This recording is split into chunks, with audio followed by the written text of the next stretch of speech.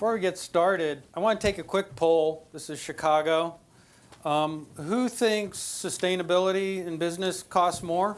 Anybody think sustainability costs more? Costs more to be green? I got a few. All right. This is like the Miller Lite. Tastes great, less filling, right? Who thinks sustainability, if done right, costs less? Oh, we got a few more. I think over time this is shifting. So maybe after the end of my presentation, we'll get a few more people to shift into the cost less category. So I'm Oliver Campbell. Very glad to be here and really share our story at Dell on how sustainability, innovation, and supply chain working together can actually lead to better outcomes for better things for the planet, better things for people, and better business outcomes as well. So normally at conferences, people talk about their companies, how big they are, a lot of facts and figures. And I think really when we're talking about big ideas really come from who you are, what you believe, what you value. And Dell is a technology company and is founded by Michael Dell in his dorm room at the University of Texas. And if you were to talk to Michael, he'd tell you, really the purpose of Dell Technologies is how do we use technology to make life better for people and for the planet.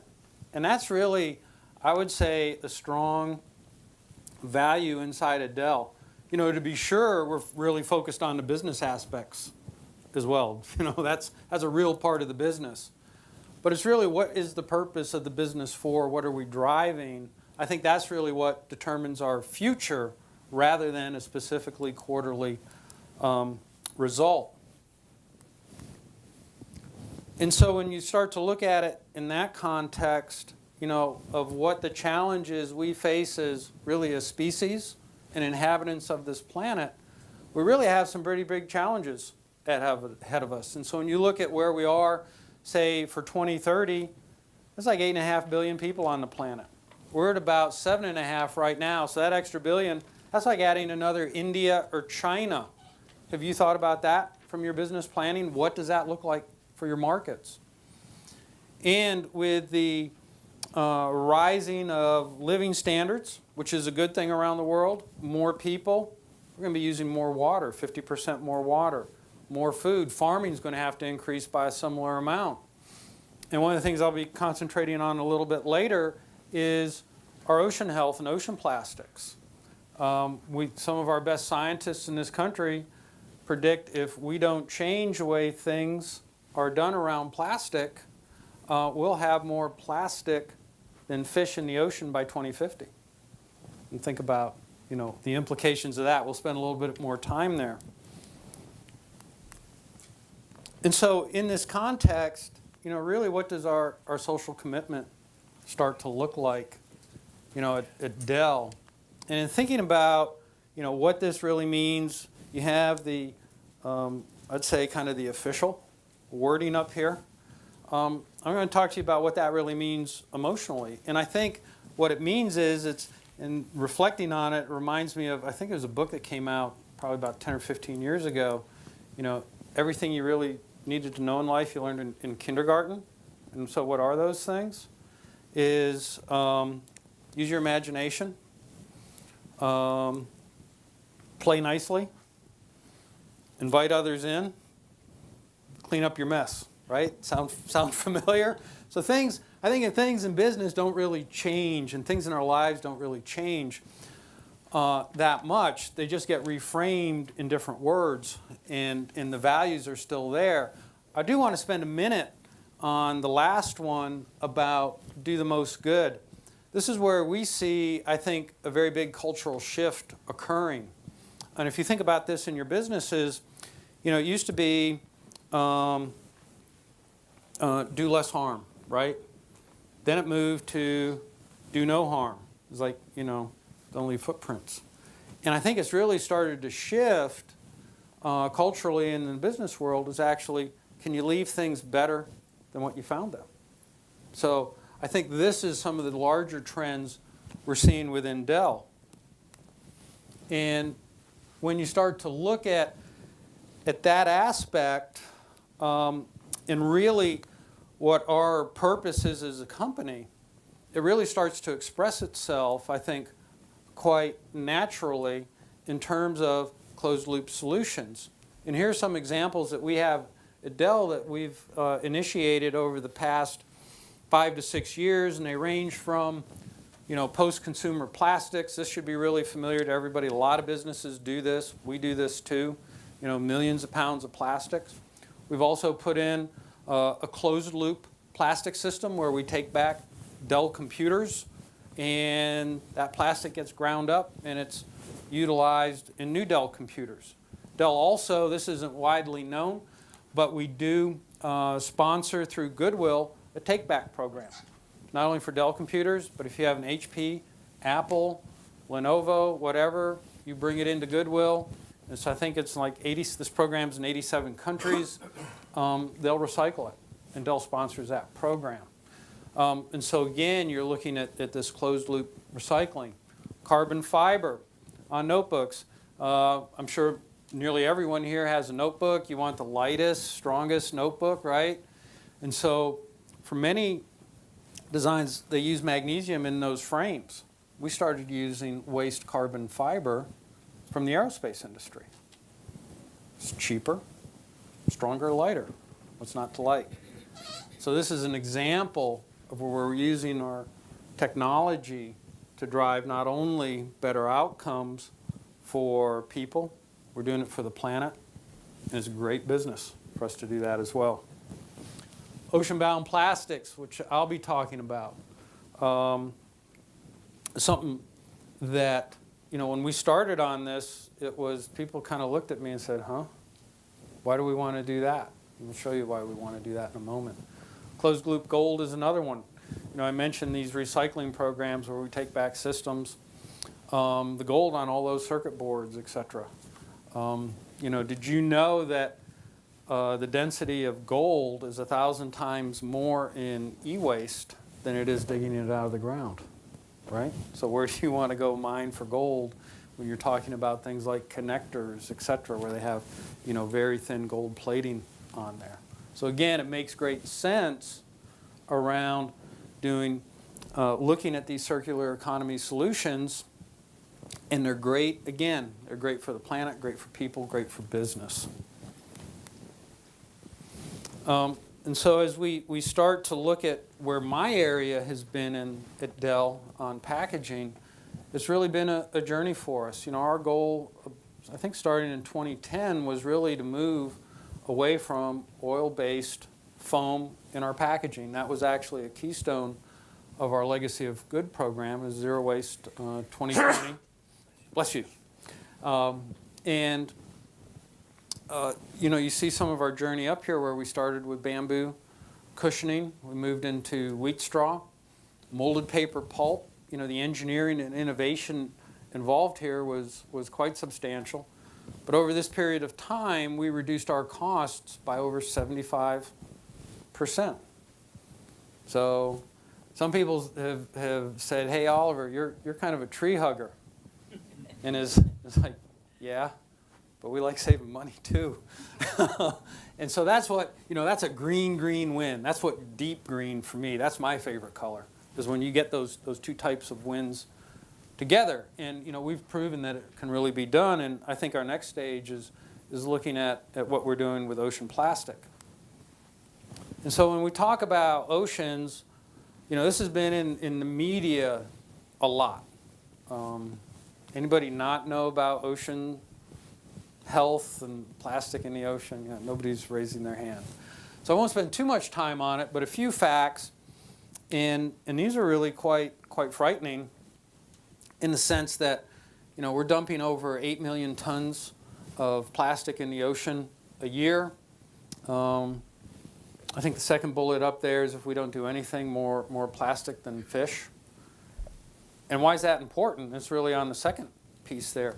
As the plastic goes into the ocean, it starts to fracture and microfracture and get into smaller and smaller pieces, and fish ingest it.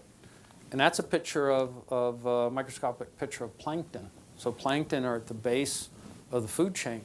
And plankton are now starting to eat these micro bits of plastic. And there's larger fish and it goes back up the food chain, right? And if you believe in karma, it's coming right back up at us, and we're eating it. And I don't find that a particularly satisfying thought. When you look at the percentage of the population who get their primary sources of protein from the ocean, it's just under 20%, or about 1 billion people of the world's population. I think that should be concerning to all of us in business. And when we look at what's been done before, and this is really one of the reasons why we got involved in it. There were others before us who made products or packaging that utilized ocean plastic. But as we really looked at it, and what we saw was, in a sense, there were projects around developing awareness. I wouldn't quite say they were vanity projects. People were really trying to raise awareness and understand it. And we followed on that prior work. But I think it's important to note here, none of the efforts that were undertaken were really looked at, what I would say from a true procurement or supply chain perspective, which was, how do we really start to scale a solution that's commensurate with the size of the problem? And so that's really how we started to approach this project. And we've been working on this for about the last 3 years. Started back in 2015 with Adrian Grenier. Adrian, if you don't know, he's a primary actor for Entourage, was in The Devil Wears Prada. I think he was the boyfriend. So my wife knew all this stuff, right? And he was our social good advocate. And so at Dell, and so you may ask, hey, what's a social good advocate? So at Dell, we're a tech company. We really like to geek out on the tech side of things, and we didn't relate so well on the normal people side, I think. And so that's what a social good advocate was really to bridge that relationship and communication gap. And when Adrian came to us, he said, you guys, I'm interested in oceans. What can you do about that? And I was like, that's really a different thought. So we had an innovation session with him back in 2015, which I have to say was the most unique innovation session I've ever been in and will probably ever be in. It was like technology meets Hollywood. It was like, how can we go, there's these islands of trash floating around in the Pacific. How do we launch an expedition with a camera crew as part, Thor Heyerdahl, Jacques Cousteau, and Leonardo DiCaprio all mashed together, right? So I thought, wow, that sounds really exciting. And as we started to dig into it, I think the facts and reality really started to exert themselves and showed something different, is there are not big floating islands the size of Texas out in the Pacific. It's more like this large, soupy mix of small particles, which are really hard and expensive to go pick up. There's some people working on that. I hope that technology succeeds, but it's a bit of a long shot. In working with some of the leading scientists, such as Dr. Jem Jambeck, as we started to look at this in 2016, she implored us to intercept the plastic before it gets into the ocean.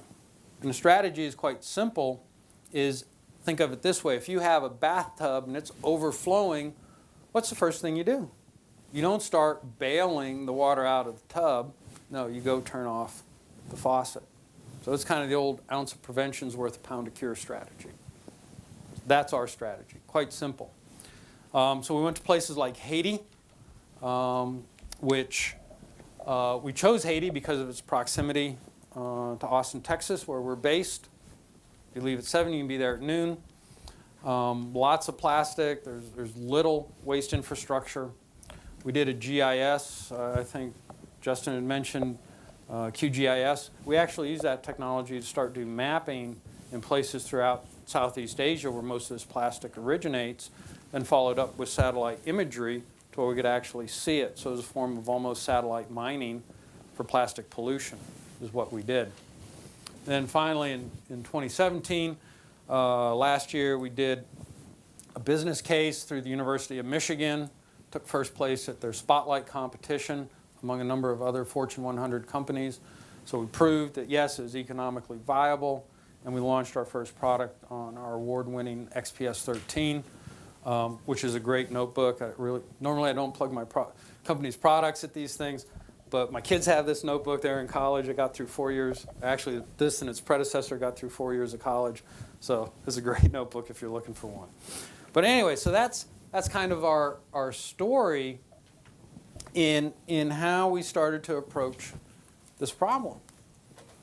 And as we then went and looked at, okay, this is how we're approaching it, as we start to move into the heavy lifting of what does really supply chain start to look like.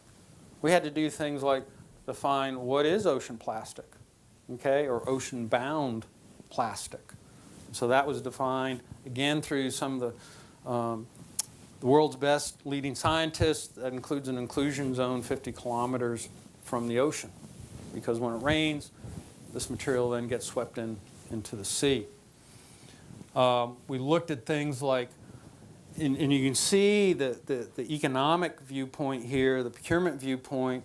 We started to target areas of the highest waste and concentration, because that's where it's going to be most economically feasible. You want to start there first. We then made a commitment to the United Nations for 2025. We chose 10x. Thought that was kind of catchy. And when we started, it was like, yeah, that seems like a tall order, 10x. So we made that commitment. And then we made another one, which I think is really the more important one, is that we would be open sourced. Again, this goes back, I think, to some of our tech roots.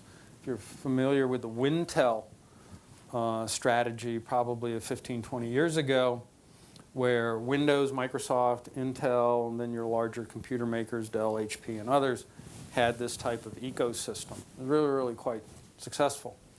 And that was really our thinking here. In order to address this problem, we can't just keep it all to ourselves, because we're not the only ones that inhabit this planet. So if we open it up, we thought that would drive the greatest good for the planet. It would drive the business economics in a very positive and favorable way as well. And so as we then moved into what I'd say the heavy lifting of setting up the real supply chain, we went to visit places in Indonesia, around Greater Jakarta was our first stop. Start to look at things like SER, which is social and environmental responsibility. Are there children in the supply chain? And this is a big topic, and one I'm very, very proud of Dell and our partner companies in NextWave, which we'll talk about in a few minutes. You're dealing with cultures and countries where there's extensive poverty. And it's, I think, somewhat difficult always to bring in a pure, what I would say, Western view of how to operate in those countries. And, I think the choice before us at Dell was ocean plastic is being driven primarily by poverty. People in desperate conditions. We had a choice: is do you get involved to help make things better, or do you walk away? Right? Because there may not be some things in that supply chain you don't like. And if you get involved, how can you go make those things better and improve them over time? And I'm very proud to say for Dell and the other companies in the consortium, people chose, how do we get involved and make things better? Because I don't think it's really right to abandon people, right? Shut them out of the global economy. So that was a big thing for us.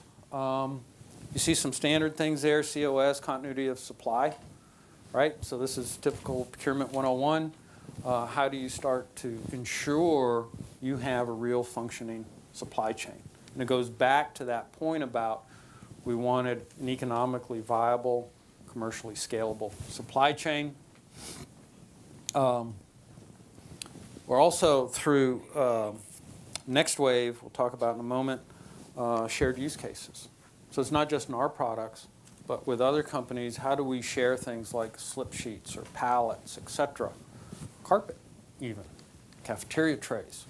How do we start to share these use cases to drive demand? And this is a slide. This is what our first tray looked like. This is our first application. And we are driving this now across the XPS product line. And you'll see ocean-based plastic this year and another 4 products coming out from Dell. And that trend is starting to go hyperbolic. So this is where the engineering team, I think, kind of gets a little bit of revenge on the procurement team. It's like, all right, we started this, and we're throwing the ball your way. As these usage cases start to drive demand hyperbolic, it really means that you have to have your normal procurement supply chain processes really start to take control. So as you incubate it, I was very heavily involved in this front end, okay, now we got to go mainstream it. And you can see over on the right many of the challenges. You're always looking at cost. Is cost going down? There can be other supply chain factors, such as when China said, hey, we're not taking waste of a certain type. What's that mean? You got to work your way around that. But then you also have a lot of opportunities as well around hyperscaling and what this means in applications. And so, we realized we couldn't do this alone. We're big, but we're literally a drop in the ocean when it comes to material usage compared to the scale of the problem. So we worked through the Lonely Whale Foundation and created Next Wave. And here are the 8 founding members. And what you'll realize here, and this was done very deliberately, it's a range of companies. Only 2 really big companies on there, ourselves and General Motors. But you see companies from various industries, bigger companies, smaller companies, etc. And I would say from a strategy standpoint, that's really important. Some of the smaller companies, such as a Trek or Human Scale, Vandesant, they can move much more quickly than a bigger company like Dell. So I think it's a very interesting mix of how this consortium was formed. And we are adding new members, so look for some big announcements at the end of October at the Our Oceans conference we're having in Indonesia. I think we'll have 3 or 4 very prominent companies joining. Procurious team also asked me to speak very quickly about our pollution inc. So ocean plastic was a very, very big lift. This one was a little smaller, but it still goes to show how sustainability can have a very big impact. So in India has some of the worst air on the planet. Last year it spiked.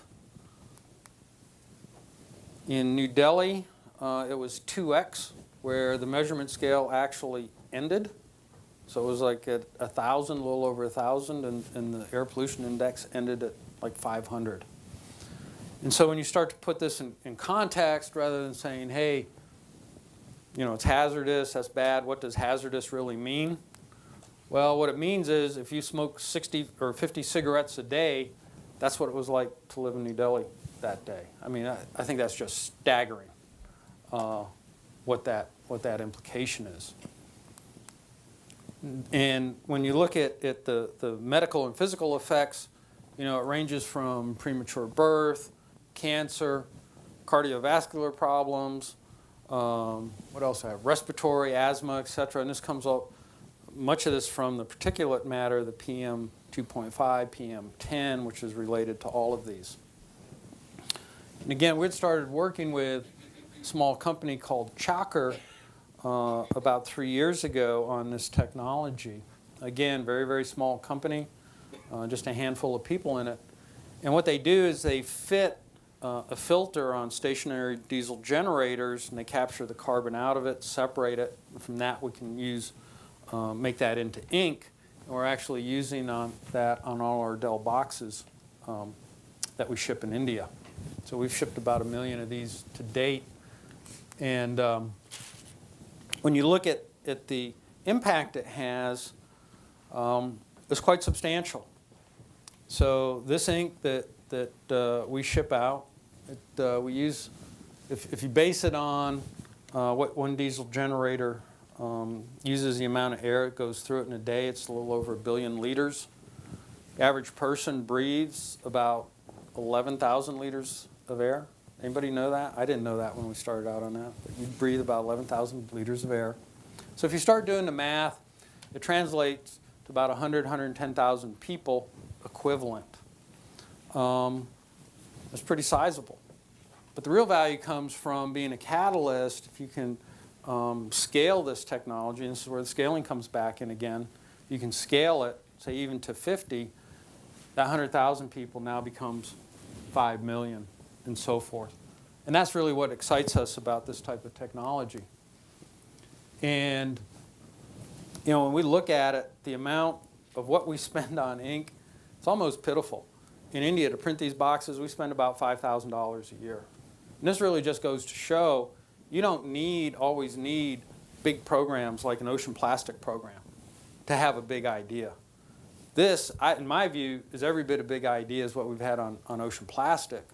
Still smaller in scale, but it really goes to help people, the planet. It's been great for us on business. We had cost parity on this one. We think that'll go down over time. And so if you ask yourself, you know, if you asked your kids, hey, I got this choice. I can do what I'm doing at this cost, and at the same cost, I could do something else and help 100,000 people. That's not much of a choice at all, you know. And so that's, you know, I think that's my point here, is small scale is actually no impediment to thinking big and having big impacts. In fact, sometimes this is the best place to start because it's smaller and it's easier to do. So with that thought, I'd like to thank you. Appreciated being here. And if you have any questions, I'll take those.